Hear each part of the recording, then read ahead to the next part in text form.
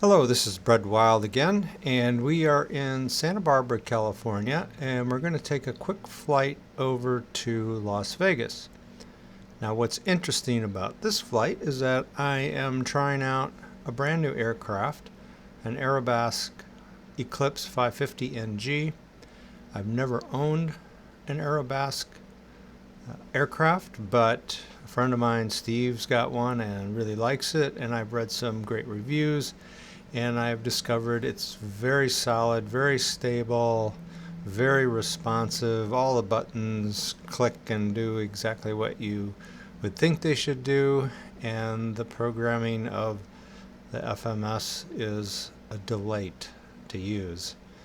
So I'm anxious to make this flight with you, so join me, and over the next half hour or so we'll try this plane out.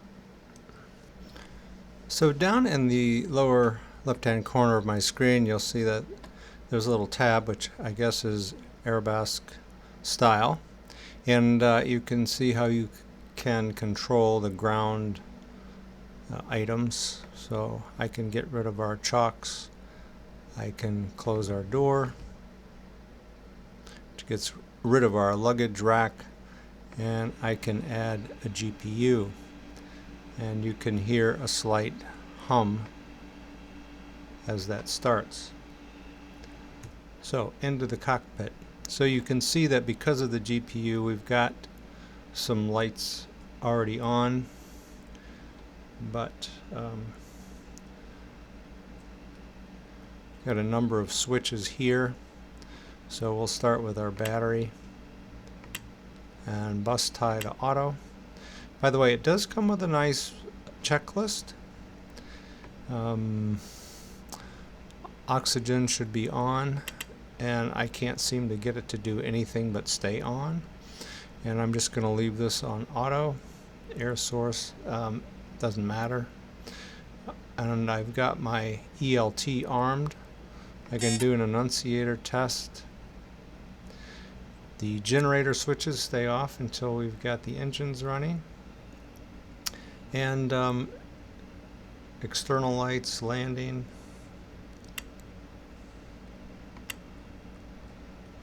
And taxi. And then I've got my nav light, strobe beacon, some internal lights here, which I haven't really tried. Parking brake, throttle, flaps. Nice reflection here. Again, explain 11. Then if we look at our PFD here, it's quite busy. Lots going on here. So we'll take a look at that as we go, but you can switch things back and forth. So for instance, this sets our radio, or what we're using for navigation, and then there's a back button, and you can also take a look at various statistics by clicking these buttons down here. So by clicking these you get a new set of buttons, which then allows you to give control over that particular item. Or you can click here too. So this is a touch screen, at least it is here in X-Plane. Now the instruments themselves, the instrument panel itself, doesn't look as photorealistic as a Coronado, for instance, or even a JAR 320. Looks a little toyish. You know, you'd expect to see some nicks and wear, but it's very clean. But we can forgive it because everything works so nicely and is so responsive.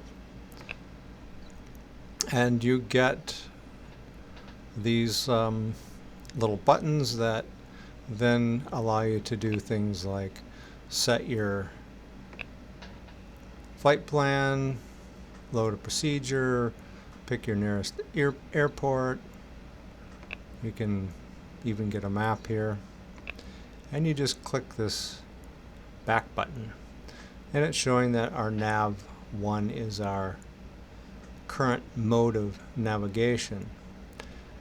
So before we fire it up, let's take a look at our map and how we're going to plan this flight.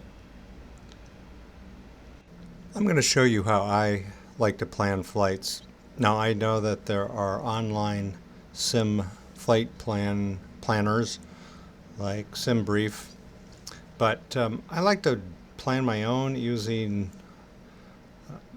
actual flight plans that I know have been filed by airlines or other pilots in real life. And so that's what I'm going to do today. So I'm looking here at just a straight line between Santa Barbara and Las Vegas, and I've dropped in my flight plan mode in SkyVector and just typed in my origin and destination, and of course it's not going to be a straight line in the end. I'm interested in what my departure procedures are going to look like, and I can flip through them and get a pretty good idea of which one we might be using. This one here is going to take us north and south. Gouch 1 is going to take us towards San Francisco, and you can kind of just flip through these. Habit 4, not quite sure what that is doing.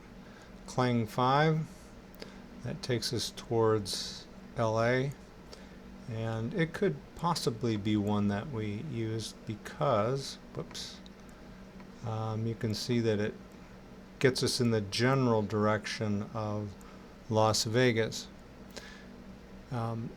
So that's how I select a SID if I don't have one designated for me in FlightAware. So let's go over to FlightAware, and I have typed in Santa Barbara and Las Vegas as my destination, and it's pulled up some flights that have occurred or will occur, and this one I think is a private jet, so I'll click on that and it will take me over to the details, and you can see the flight plan here. Yeah, this is a Bombardier Challenger private jet, and I'm interested in this line down here, and I'm going to hit decode, and you can see all of my waypoints here, and here's the short version, the abbreviated version, and with my SID and my star over here, and then some points in between. So I'm going to go ahead and select all of this and copy it to my clipboard. Then I'm going to go over to my text tool. I'm going to paste it in, and then I'm going to get rid of all of this extraneous stuff that I don't need. And I'm going to get rid of mission and my origin airport, whereas I'm looking just for unique waypoints, and we don't need Las Vegas there. And I'm going to select it all. Again, I'm going to paste it into my clipboard and go back to SkyVector and paste that in here. If I click up here, it kind of lays it out for me in this little route window. And then if I go back and look at my map, you can see how it has very nicely plotted my route. Now, if I were going to use Explain Tools, I would select this, copy it to my clipboard, go over to Explain Tools. You'd think it would come right up. And I would Go ahead and give it a name. Paste those waypoints in with their coordinates. Source of my data came from sky vector. I want an explain default.fms. Go ahead and convert that, and then I'm going to save that to my output here in Xplane, FMS plans. Now, I don't know if I'm going to use it, but I just wanted to show you how you can create a flight plan directly from the waypoints that you find or create in Sky Vector. So I'll click on Flight Plan. It says Add Waypoint. So I'm going to see if the FMS will just handle it without actually loading a flight plan. If I did, I could get my catalog here, and here's the one I just entered. So it would, if I were to activate that, you can see how it puts in all those waypoints. But I want to see if the FMS will just fill it out for me. So I am going to dump that, and I'll start by adding my airport of origin. By the way, if you see it here, there's a little place where you can click and you can actually use your keyboard. Very slick. And go ahead and add that. Then I'll add another waypoint, which will be my destination.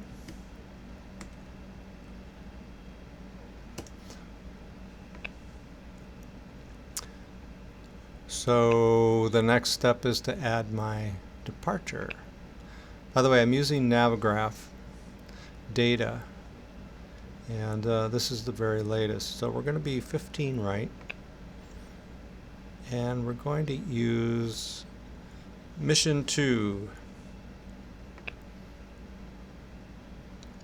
And then for our transition point, let's go back to our map and see what it looks like.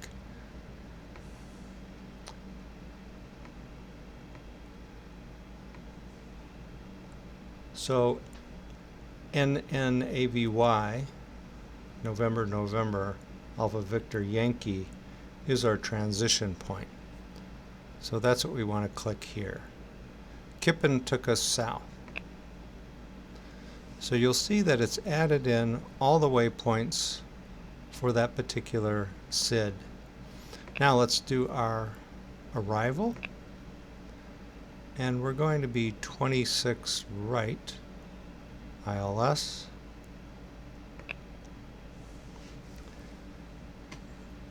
Wants to know what star we are using. We're going to be using Kepec. And then what is our transition? And whoops, I didn't mean to do that. But it worked, and I just want to show you why I clicked on Crow. Go back to McLaren and take a look at that approach chart. Crow is our transition point out here, and then we've got all of these waypoints which make up our localizer and guide slope.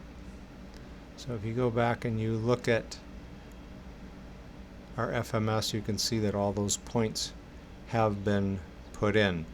This last point is if we need to do a missed approach. So there is our flight plan.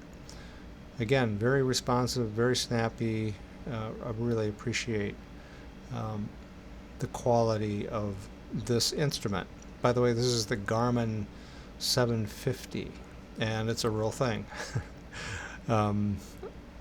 This stack right here runs about 20 grand. All right, so let's spool up our engines and go for a ride. However, before I start the engines, I just want to double check my time. So go over here to the main menu and Go to flight configuration. I think this is good. I don't want it to be totally dark when I get there. And let me just make sure I've got fuel. And we've got about an hour and a half, which should be good. And I'm the only one in the plane. And we're not going to change location. We're at the general aviation ramp. And we'll go ahead and just resume our flight. So, battery switch is on. Let's go ahead and turn on a beacon. And our nav lights. And then flip this over. 02 X-ray pop-up. Contact tower on 119.7. Contact tower on 119.7, November, 02 X-ray pop-up. You can see the engines coming up here. A little loud. Turn it down.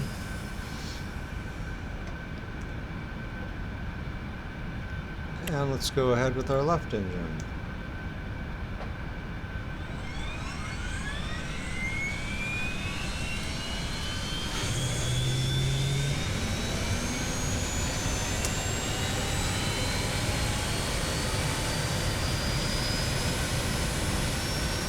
And we can turn off our GPU.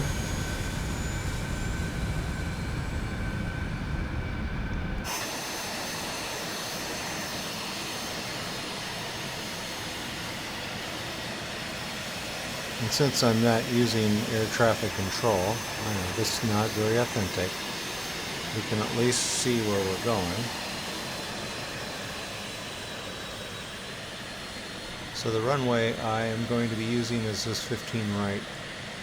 So we'll just make a left and taxi over to that runway. I have noticed it takes a little bit of a push from the engines to get this thing rolling. Got our taxi on. No seat belts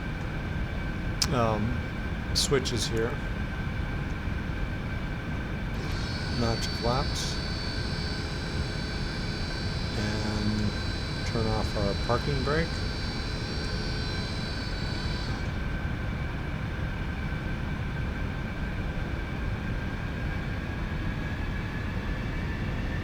Spool up.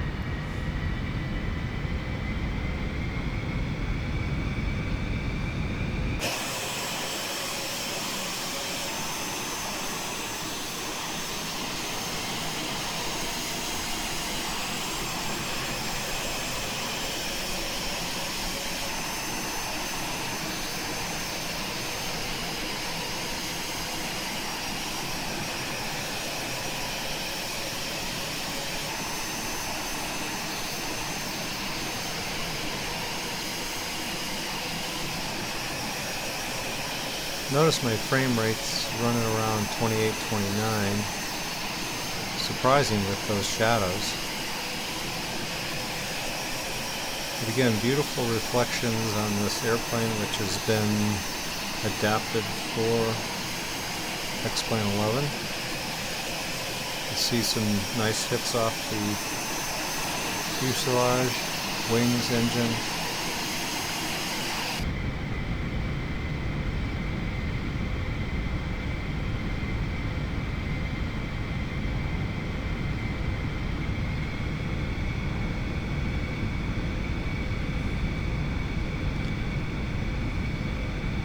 Passenger view.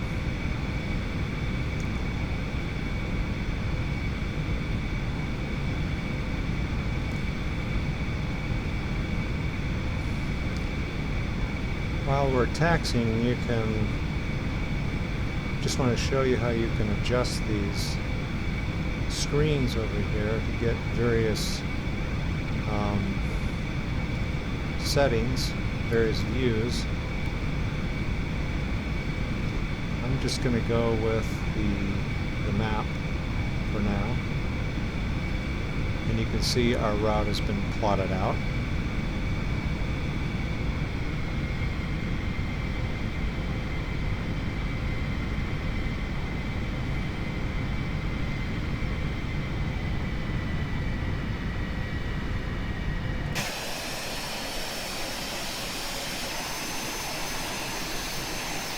we'll hold short here. I was wrong. We're going 15 left. No, I said right, didn't I?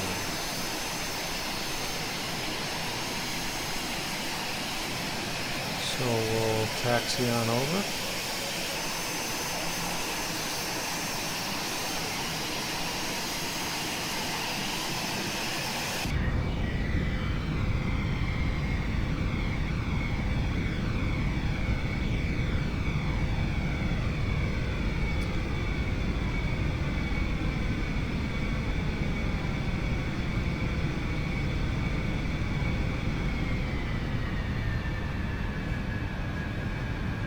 Now notice our flaps here are set to take off.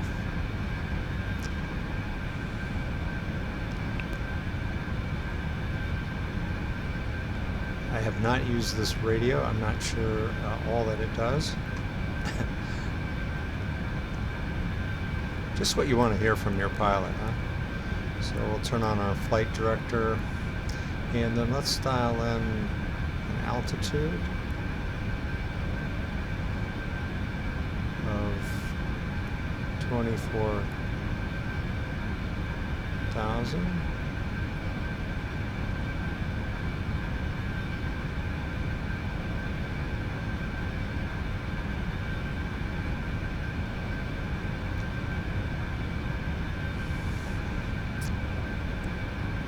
Turn on our strobe and our landing light until 10,000 feet.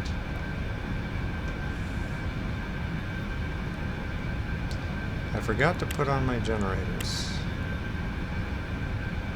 Didn't seem to make much of a difference, did it? And I think we're ready to go. So after we take off, I'm going to want to flip on my nav, and maybe before we head out, I'll go ahead and select what I want for my navigation, and that would be HSI source,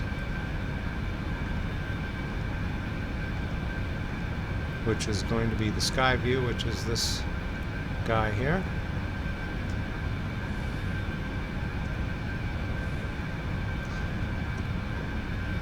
So we'll be taking off here to the southwest to our first waypoint, Eden.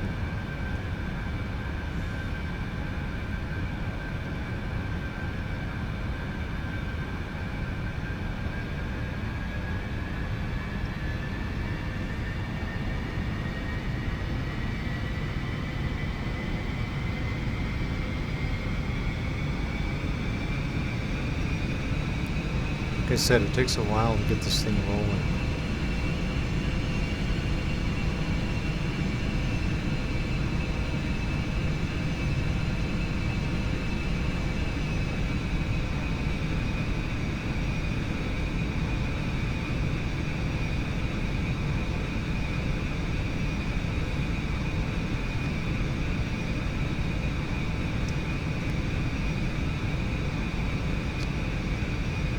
For the final clearance, okay.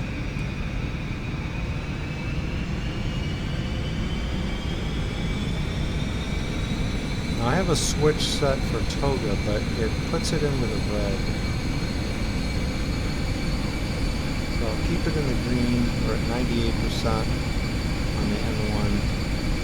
We'll rotate about 90.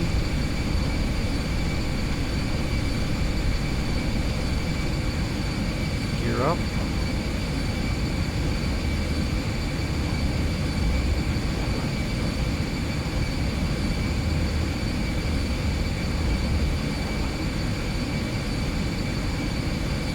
Click altitude change. Click nav. Turn on my autopilot.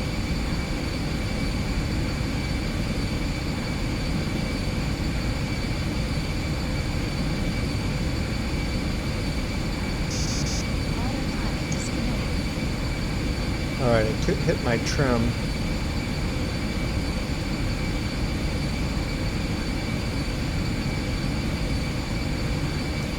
just turned off the autopilot, so it's back on now. And you can see we're right on course here.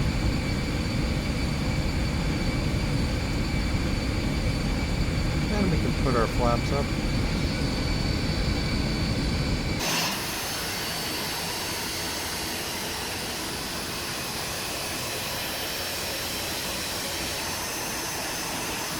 See our runway in the background here.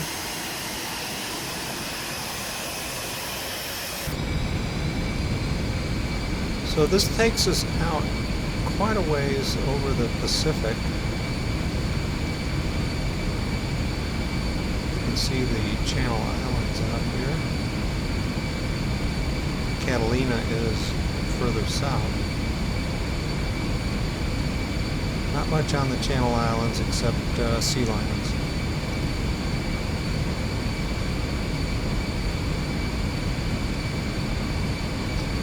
So I'm curious how long it's going to take us to get to 24,000, flight level 240.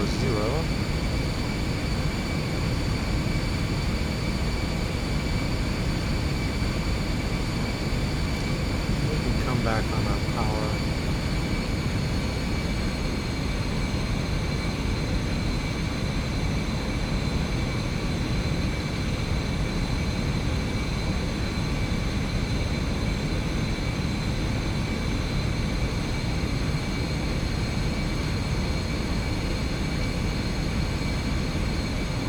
Beautiful maps. Everything is very crisp. Shows our ETA.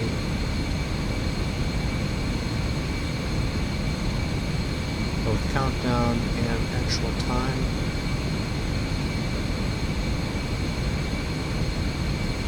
And this looks like our final time into Las Vegas. I'm sorry if I sound surprised, but again, I'm learning this airplane and you're learning right along with me, so bear that in mind. Lots of cool stuff along here. Just little reminders of what our settings are. You can see that this magenta line is between our first two, and now it's just switched as we turn towards mission.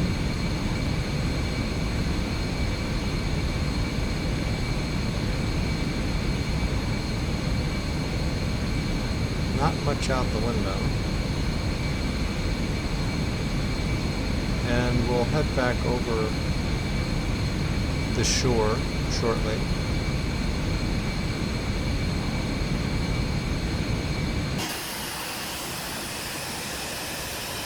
Again, those are the Channel Islands.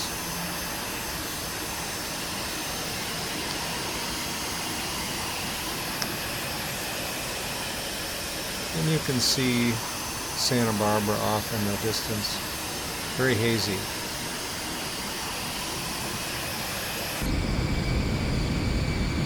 And we're climbing through 10,000. I'm going to turn off my landing light.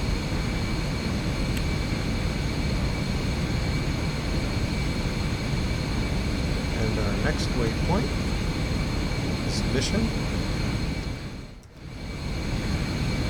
So we just passed mission onto Camarillo.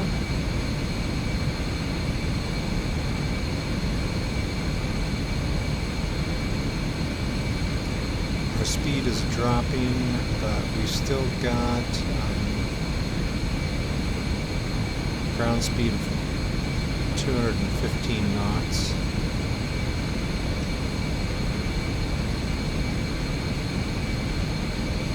But as we get a little bit closer to our cruise altitude, I will get back to you. You can see we're just coming over the coast now. So, stand by. Okay, back with you. Coming over the coastline here, this is probably Oxnard, California. And coming up on flight level 240. Got my map back. So there's these 3 buttons, and you can turn them off selectively. And by the way, I've got my cruise altitude arc here, so I can see how close I am to it. You can zoom out a little bit. Approaching altitude. So there's our warning that we are 1,000 feet from cruise.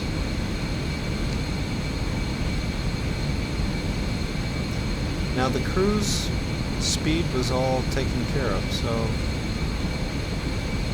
didn't have to worry about it. Sometimes as you climb, your speed will drop. You have to continually point the nose down. So we can come back to cruise power.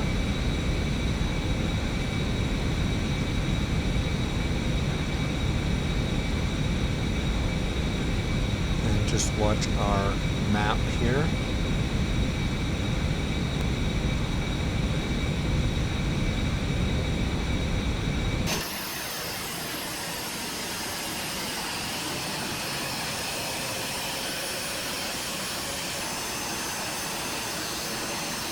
Now my frames per second has dropped to 16. I'm not sure why.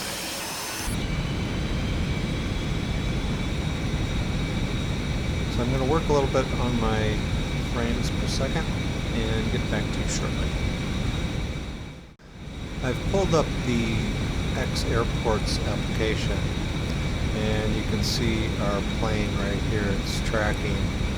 So here's Oxnard, Camarillo, which was one of our waypoints. We'll go back to, you can see our route after takeoff.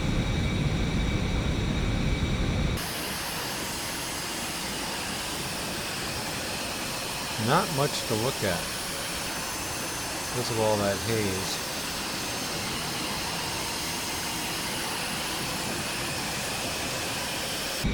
So our next waypoint is going to be Missing. By the way, you can pull up a list of all of them. But this is nice. It gives us a readout of our total remaining mileage and flight time. Just a little crisper here. Looking over at our approach plate. Here's Missing at flight level 240. And we will descend down to CAPEC at 13,000. Coming up on Missing. Oh, it's getting dark. So let's dial in our altitude 130. And we'll see how well this thing descends.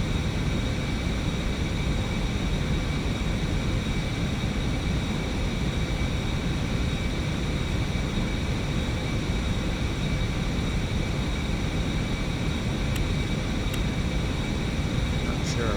Alright, here we are in Missing. I'm going to click altitude change.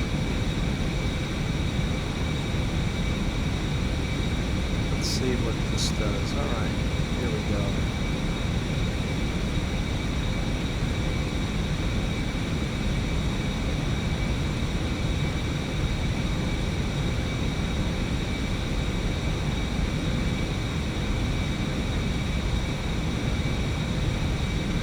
And you can see our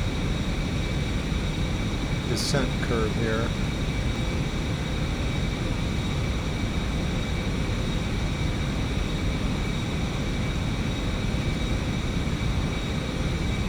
There we go, that's a little bit better. Much more control, and I have the whole map up.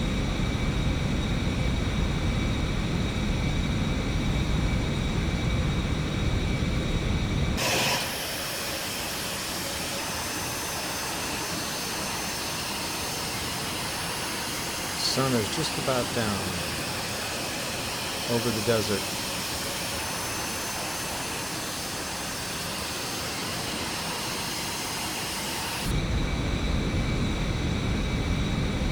Well, I've got a good frame rate now. I don't know what happened. I did go in and make an adjustment. Sometimes when it resets itself, must clean out memory. I'm not sure. I don't know what I'm talking about.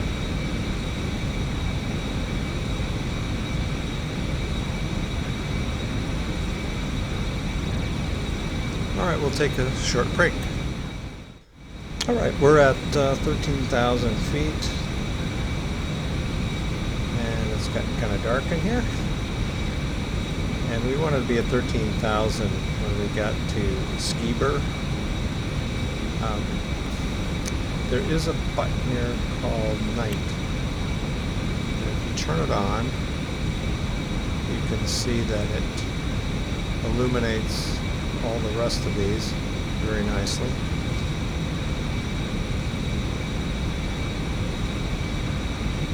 And turning towards Skiber. So our ground speed is at 284.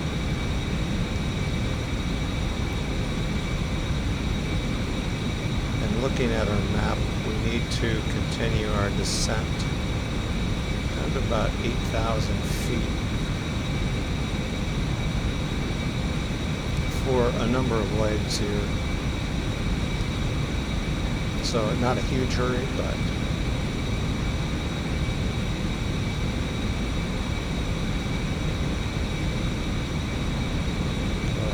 turn that down and click altitude change. Now we'll just do a slow descent.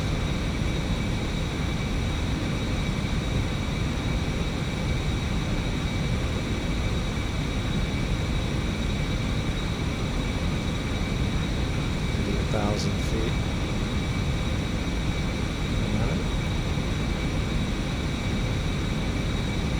And you can see Vegas off here in the distance. So it looks like we're going to be landing pretty much in the dark. So I've got to figure out here what's going on with these checkpoints. So I've got Nipso, Sunset,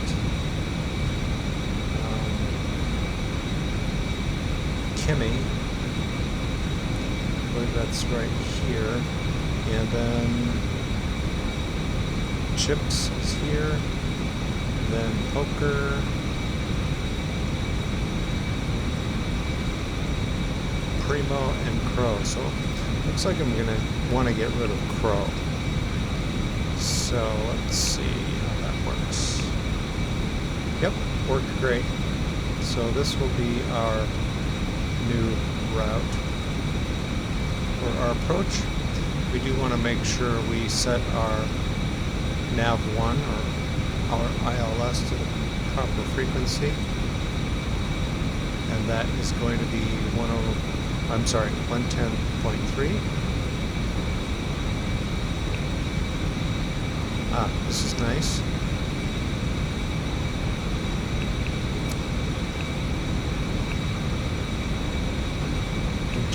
There we go. And now it's activated, or it will be when I switch over my HSI source. So this is the highway that comes up from LA. This is Boulder City, and KLS.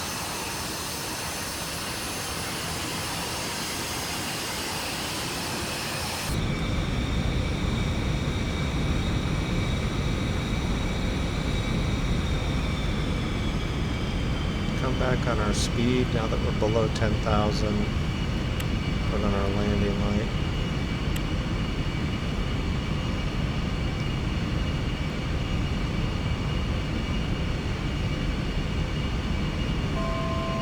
Approaching altitude.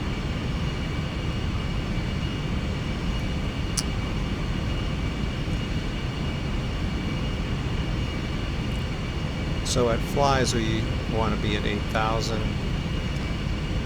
So hopefully we will capture our localizer and glide slope at that point.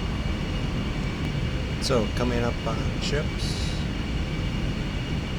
take a look at X airports. Here's our airplane. Hoover Dam is right here.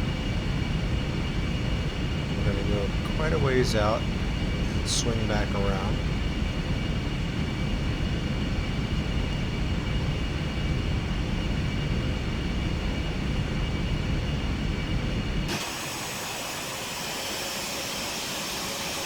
Oh, that's pretty.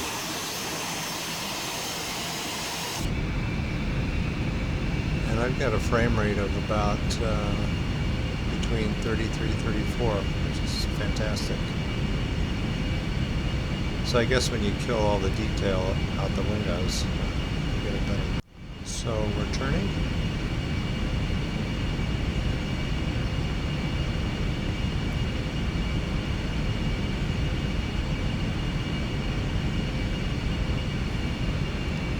Come back on my power.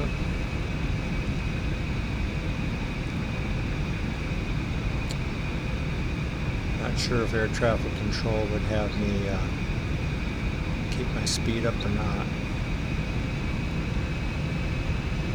So I'm going to go ahead now and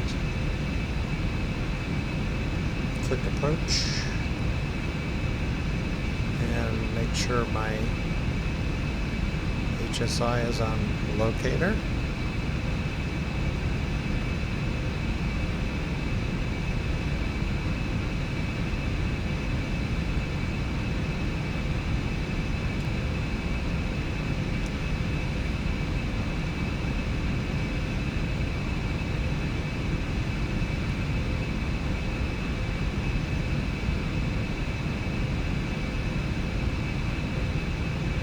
So I guess this will turn green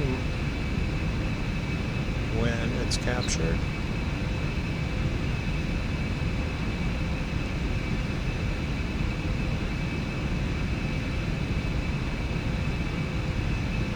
So we should be getting close.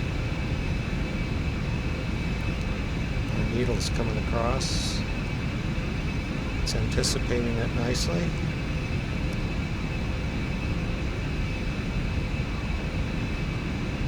Back towards the airport, quite a ways out.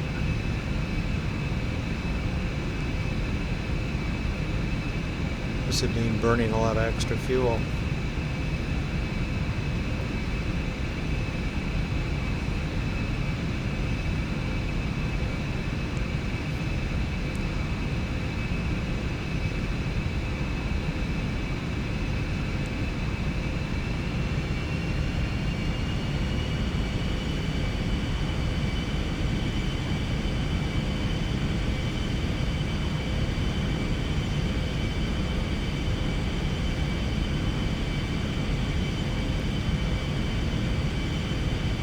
I thought maybe this would spin around.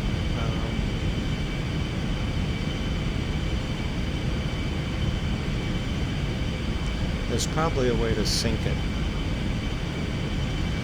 So this is my guide slope.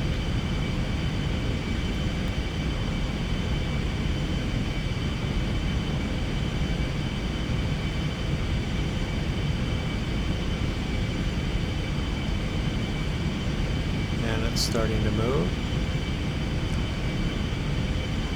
Now this is green, so it must somehow have been captured.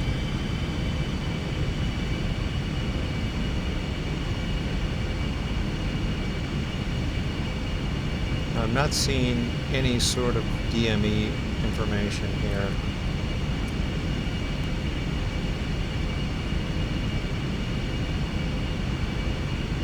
But we're doing okay.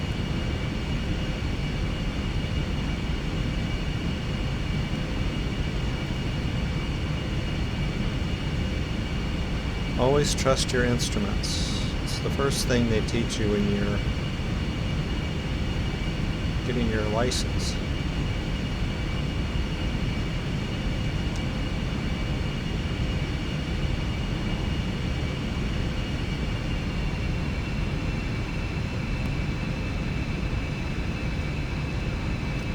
Sorry if I'm making you sick with all this bouncing around.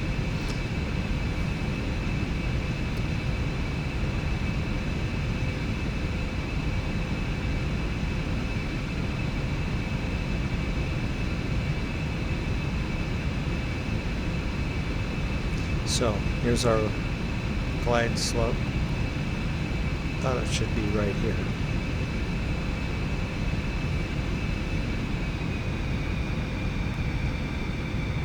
And there's our runways.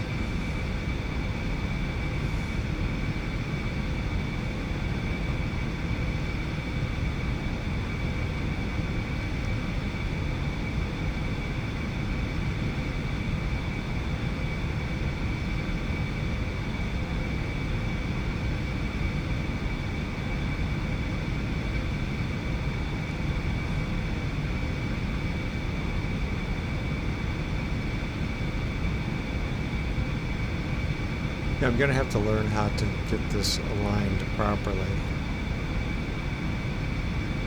I thought I would swing around, but I'm not seeing any sort of course knob.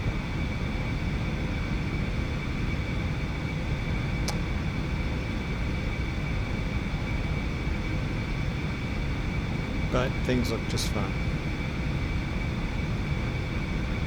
Looks like our guide slope is right on the money.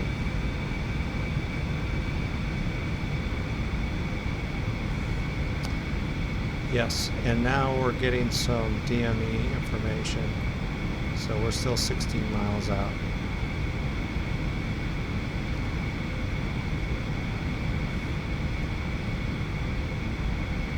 Still not much to see for our passengers.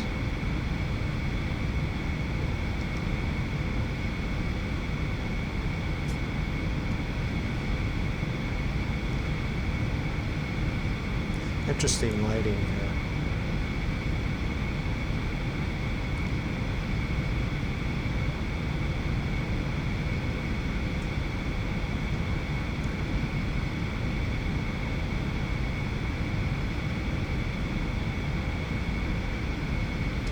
Yeah, I'm really liking this Garmin 750 as rendered by Aerobask. It's actually a lot of fun. Nothing kludgy about it. That 550 in the Coronado aircraft is sometimes very frustrating. It's not Coronado's fault. They're just using the default from Landmark Research. There is a rumor that they're upgrading the Garmin 1000, which will be a big help. But the Aerobask folks have written from scratch their own 750. It's still drawing on the nav data from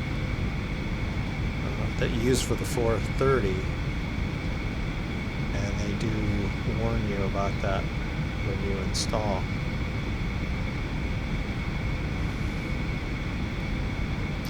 So we can drop a notch of flaps here.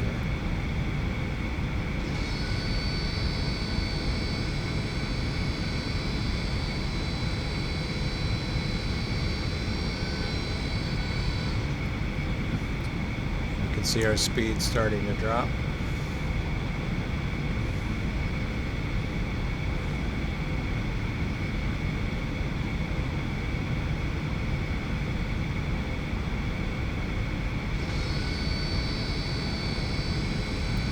Second notch.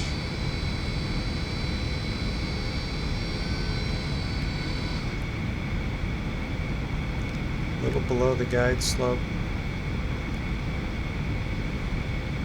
Now I'm not sure if this is a localizer or not. I wonder if the green here matches this green here. Don't you love it when people try to figure this out doing a video?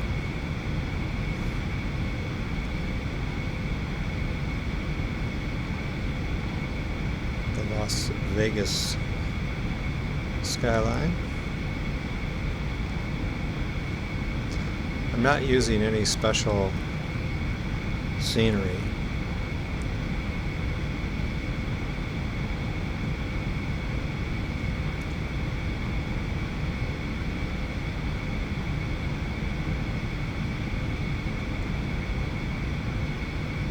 Alright, we're at the point where we should put down our gear.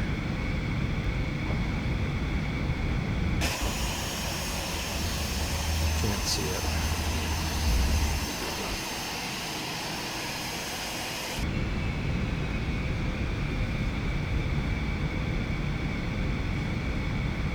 Things are really slowing down.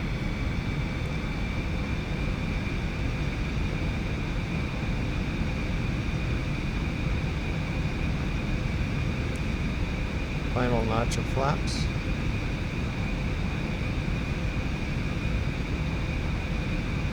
And we want to come over the fence about 110.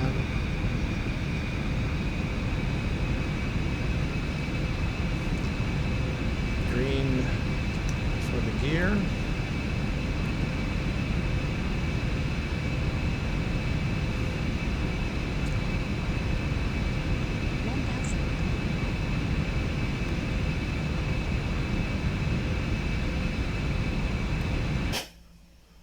Tower view.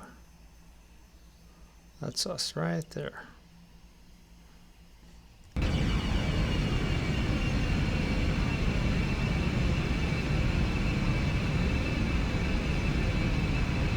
Kind of curious how these lights are going to do.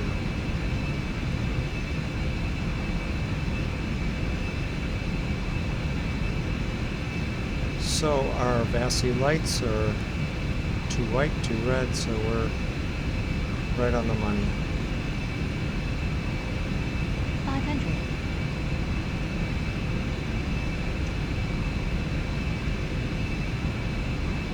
400. 300. 200.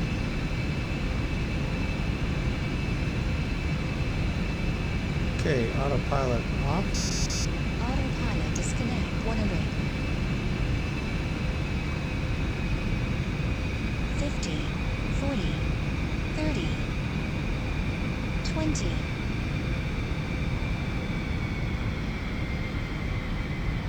10.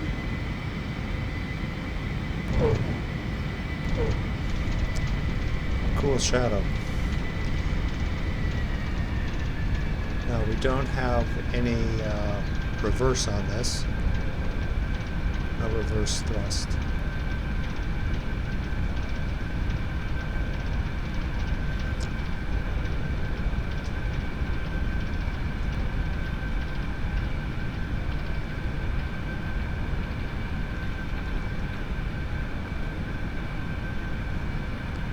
But those lights are helpful.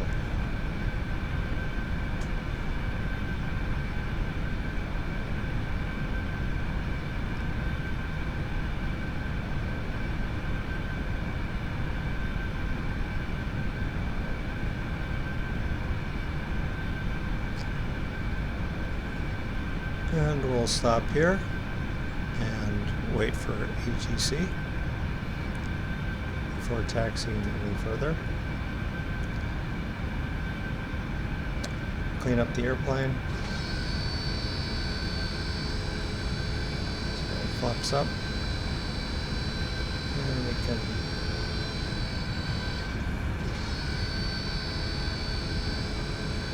let's see. It's hard to see here. Just want the beacon on. And we can turn off our landing lights.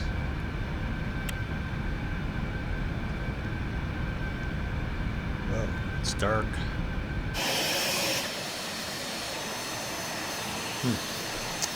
Maybe we're going to need those lights after all. Yeah. Taxi lights don't seem to be that effective. So I'm going to taxi over to general aviation, so hang on for a second. Alright, coming up to our general aviation ramp. not sure where to park.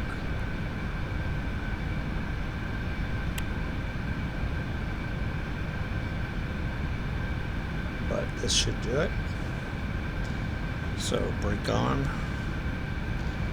And here we need our lights. Let's go with some light here.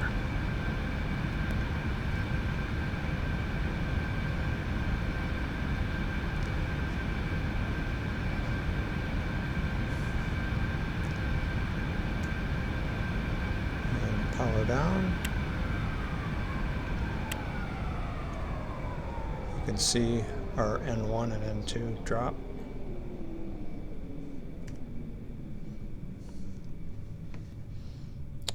And we can pop open the door. Let's get the GPU going. Chocks. So let's finish up here. Get everything flipped off. And finally, generator.